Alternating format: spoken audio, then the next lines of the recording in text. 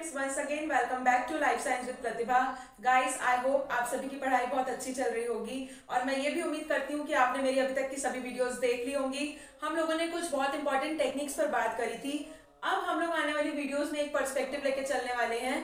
तो अभी फिलहाल हम लोग बात करते हैं बॉडी फ्लूइड्स एंड सर्कुलेशन की। तो गाइस, हमारी बॉडी में फ्लूइड्स, बहुत सारे फ्लूइड्स होते हैं और वो पूरी बॉडी में सर्कुलेट होते रहते हैं। सर्कुलेट होने पे क्या होता है, वो हमारी बॉडी के अंदर प्रेजेंट बाकी के सब्सटेंसेस का ट्रांसपोर्ट करते हैं टारगेट टिश्यू तक, ताकि अगर कोई भी न्यूट्रिएंट की जरूरत हमारी सपोज किडनी को है तो वो न्यूट्रिएंट उस किडनी तक ट्रांसपोर्ट किया जा सके। तो उसके लिए हमारी बॉडी में प्रेजेंट होते हैं फ्लूइड्स, जिनको हम बोलते हैं बॉडी फ्लूइड्स। तो सर्कुलेटरी सिस्टम की अगर बात करें तो इसका कॉन्सेप्ट हम लोगों के सामने लाने वाले थे। एक बहुत ही इंपॉर्टेंट साइंटिस्ट का नाम यहां पर मैं लूंगी, विलियम हार्वे।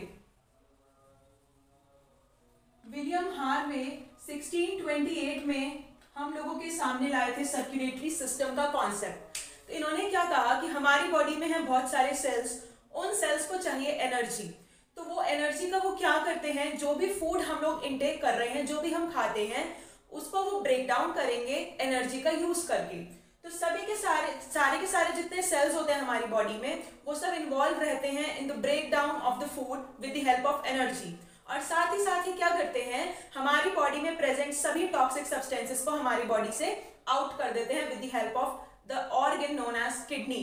तो सर्कुलेटरी सिस्टम में अब ऐसे तो ब्लड भी जाकर सर्कुलेट होता है हार्ट में, हार्ट से लंग्स, लंग्स से बाकी की बॉडी में, टिश्यूज में, सेल्स में। तो सर्कुलेटरी सिस्टम में बहुत सारी चीजें आती हैं, एक एक करके हम सभी को डिस्कस करेंगे यहाँ पर। तो आज का वीडियो हमारा मेनली होने वाला है ब्लड को लेके, कि ब्लड क्या है, ब्लड के कंपोनेंट्स क्या क्या होते हैं और ये किस तरीके से हमारी ट्रांसपोर्ट में हेल्प करते हैं। तो अब बात कर लेते हैं हम लोग ब्लड की। ब्लड के कंपोनेंट्स की या डिवीजन की बात करें तो मेनली ये दो कैटेगरीज में डिवाइडेड है गाइस, जिसमें से फर्स्ट कैटेगरी हमारी आती है प्लाज्मा।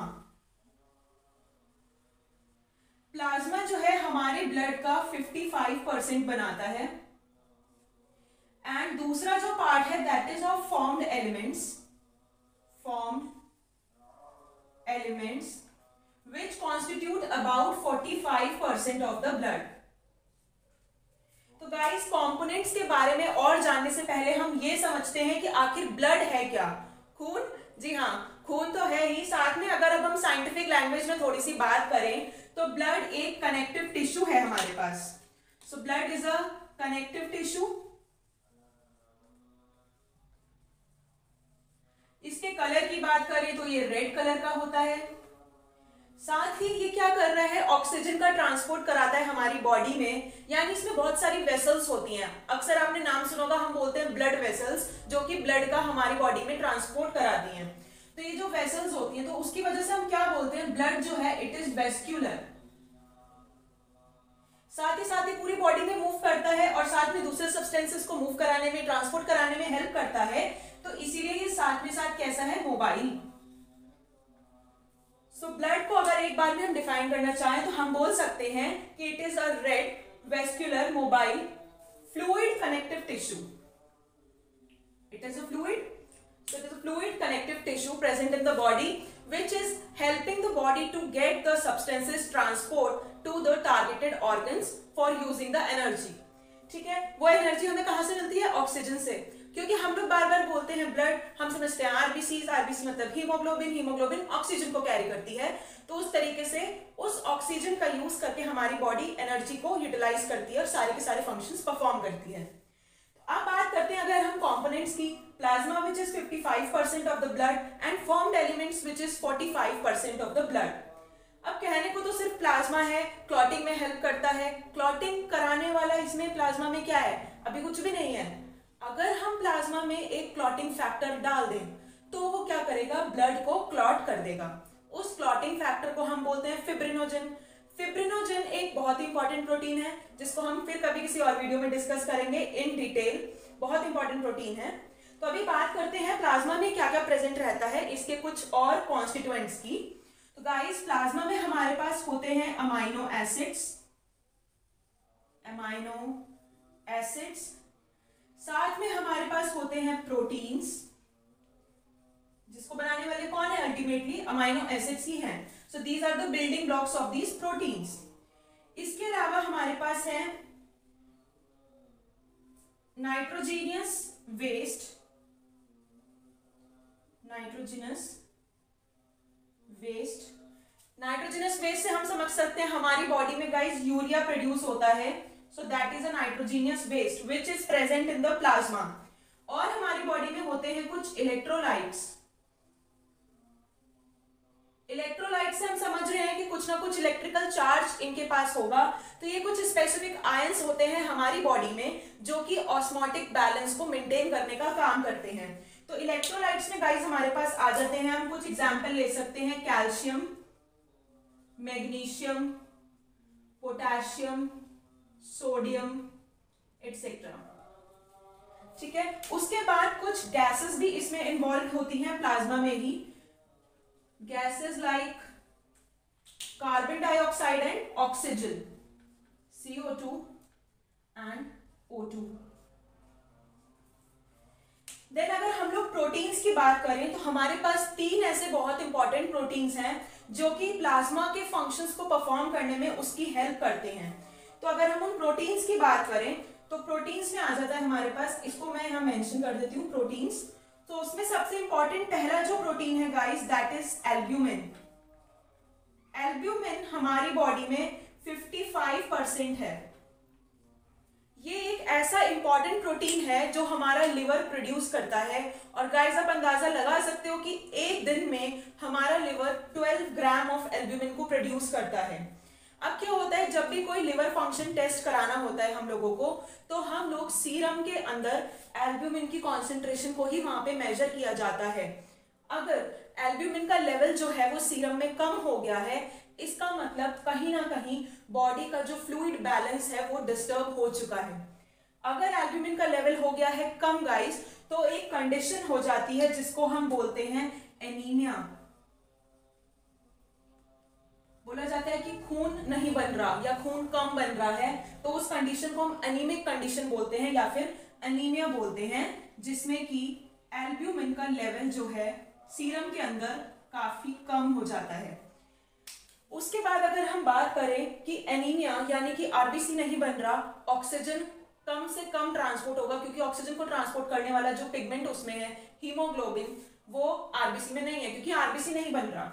तो हमारे पास क्या होगा, ऑक्सीजन की कमी हो जाएगी, तो हमारी बॉडी को ठीक से एनर्जी नहीं मिलेगी सभी के सभी फंक्शंस परफॉर्म करने के लिए.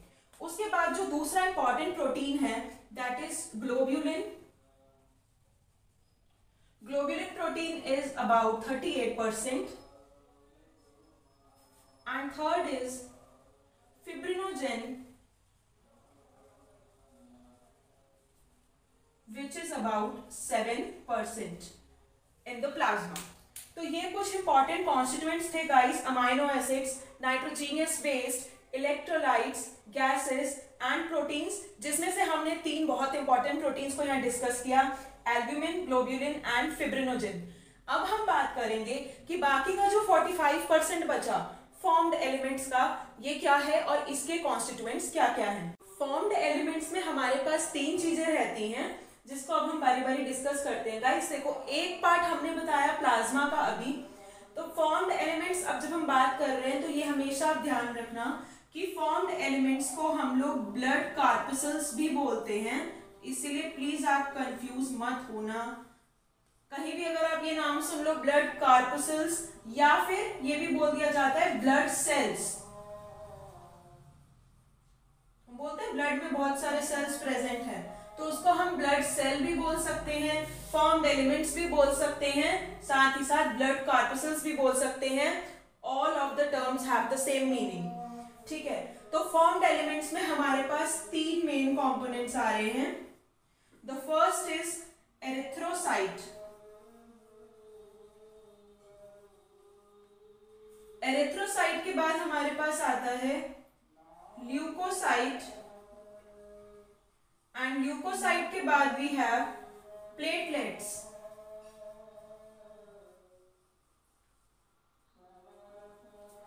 गाइस अगर बात करें एरिथ्रोसाइट की, तो एरिथ्रोसाइट्स को ही हम क्या बोलते हैं, RBCs. Another name for erythrocyte is RBCs. Similarly, for leukocyte, we call them as WBCs.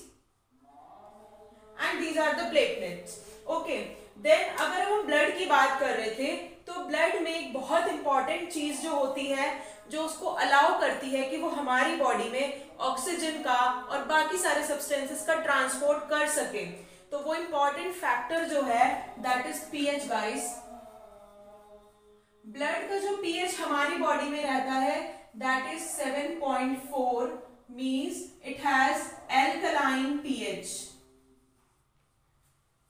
और ये जो ब्लड है डिस्टिल्ड वाटर से अगर हम इसे कंपेयर करें तो इसकी जो विस्कोसिटी है वो 5 टाइम्स ज्यादा होती है डिस्टिल्ड वाटर से, यानी डिस्टिल्ड वाटर से 5 गुना ज्यादा गाढ़ा होता है हमारा blood, 5 times more viscous than the distilled water.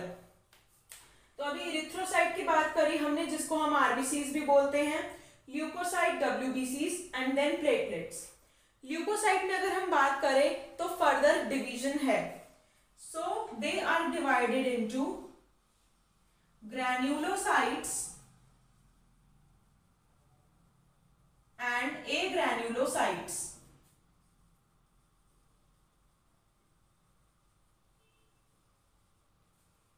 Granulocytes guys, आप नाम से थोड़ा सा सोचो अगर, तो आप समझ सकते हो कि इसका जो साइटोप्लाज्म होगा इस सेल का, उसमें ग्रैन्यूल्स प्रेजेंट होंगे, जबकि जो एग्रैन्युलोसाइट्स वाले सेल्स होंगे उनके साइटोप्लाज्म में ग्रैन्यूल्स प्रेजेंट नहीं होंगे। तो ग्रैन्युलोसाइट्स में कौन कौन से सेल्स आते हैं हमारे पास? 3 टाइप के सेल्स हैं। The first is neutrophil, then we have basophils,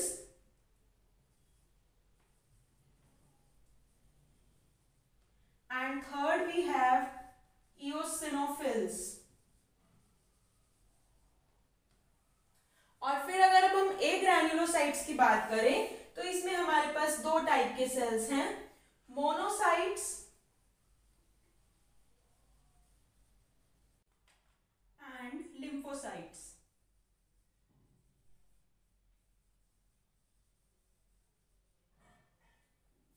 guys, इन सभी पर मैं एक डिटेल्ड वीडियो बना दूंगी ताकि आप लोग सभी कंपोनेंट्स का फंक्शन जो है बहुत अच्छे से समझ पाएं। अभी के लिए आप इतना जान लीजिए कि ये जो ग्रैन्युलोसाइट्स हैं उसमें जो पहला इंपॉर्टेंट सेल है हमारे पास न्यूट्रोफिल्स, इसको हम हमारी बॉडी का सोल्जर सेल भी बोलते हैं। सबसे ज्यादा जो है अमाउंट में नियरली 62% जो है न्यूट्रोफिल्स ही प्रेजेंट होते हैं, और ये इन्फेक्शन से लड़ने का काम करते हैं सबसे पहले हमारी बॉडी के अंदर। इनको हम बोलते हैं सोल्जर सेल्स। उसके बाद गाइस बेसोफिल सेल्स ये बहुत ही कम होते हैं, 0.2 to 1%, कुछ इतना इनका अमाउंट रहता है हमारे ब्लड के अंदर। तो ये एक डाई से स्टेन किए जाते हैं, जो एक बेसिक डाई रहती है। आप बेसोफिल से याद रख सकते हो कि it is stained with a basic dye. उसके बाद इओसिनोफिल्स क्या है? जब भी हमारी बॉडी में कोई एलर्जिक रिएक्शन होती है, फॉर एग्जाम्पल अस्थमा, या फिर किसी भी पोलन से किसी को एलर्जी होती है, या किसी और चीज से अगर आपको एलर्जी है, यानी बॉडी में अगर किसी भी टाइप का एलर्जिक रिएक्शन चल रहा है, तो हमारी बॉडी में इन सेल्स का नंबर बढ़ जाएगा, यानी इओसिनोफिल्स का नंबर हमें इंक्रीज्ड देखने को मिलेगा।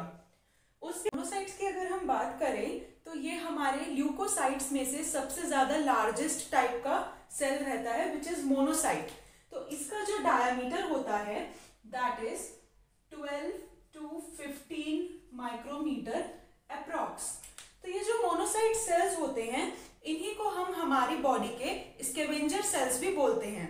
स्कैवेंजर सेल्स इसीलिए बोलते हैं गाइस क्योंकि ये हमारी बॉडी के जितने भी डेड सेल्स होते हैं उनको रिमूव कर देते हैं फ्रॉम द बॉडी।